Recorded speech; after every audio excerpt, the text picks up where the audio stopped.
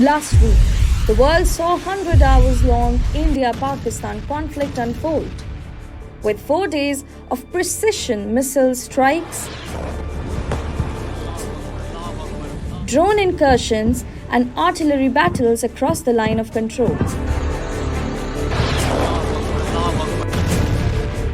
It was deemed essential that the perpetrators and planners of the 22nd April attack be brought to justice.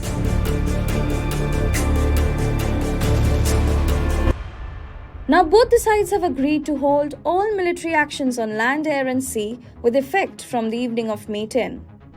The Director General of Military Operations of Pakistan called the Director General of Military Operations of India at 15:35 hours earlier this afternoon. It was agreed between them that both sides would stop all firing and military action. Hours later, Pakistan violated the ceasefire as confirmed by Foreign Secretary Vikram Misri. But what went behind this truce brokered by US? Let us take you into the insider story of India-Pakistan's ceasefire deal.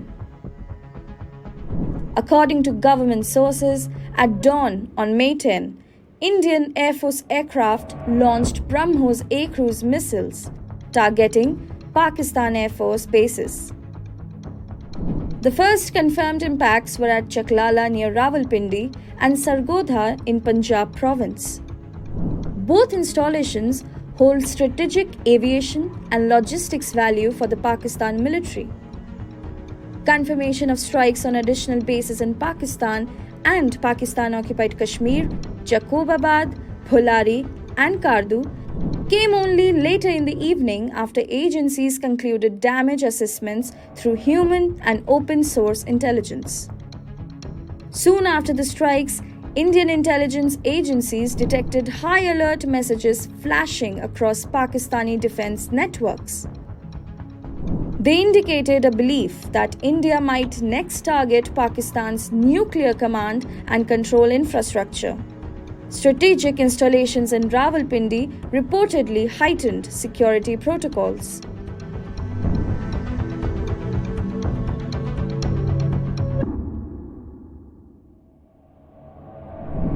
It was at this juncture that Pakistan reached out to the United States for urgent intervention.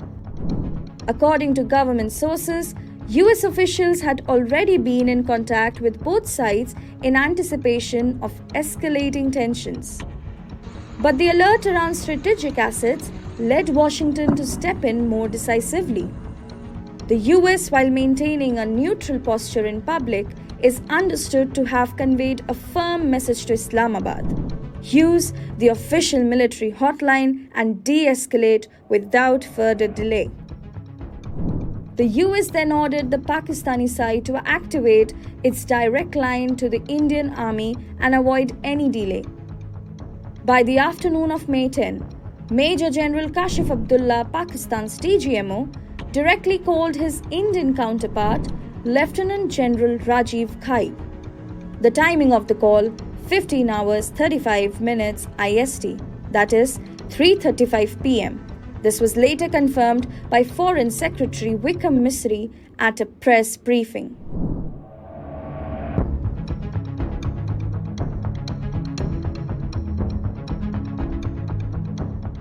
India continued to stand by its position of not engaging in any formal diplomatic or military negotiation with Pakistan outside of protocol.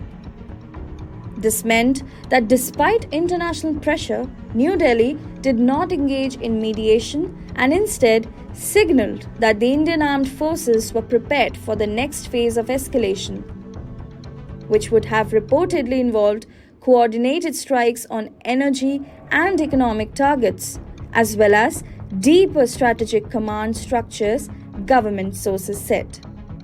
India confirmed that its decisions taken after the April 22 Pahalgam terror attack, including the temporary suspension of the Indus Waters Treaty, would remain unaffected by the ceasefire. After the ceasefire violation by Pakistan, hours after the truce, Vikram Misri, in the press brief, addressed the violations. The Director General of Military Operations of Pakistan called the Director General of Military Operations of India at 15:35 hours earlier this afternoon. It was agreed between them that both sides would stop all firing and military action on land and in the air and sea with effect from 1700 hours Indian Standard Time today. Instructions have been given on both sides to give effect to this understanding. The Directors General of Military Operations will talk again on the 12th of May at 1200 hours. Thank you. DGMO level talks between India and Pakistan will be held on May 12. With Pavitra, Apurva Adhikari for NDTV.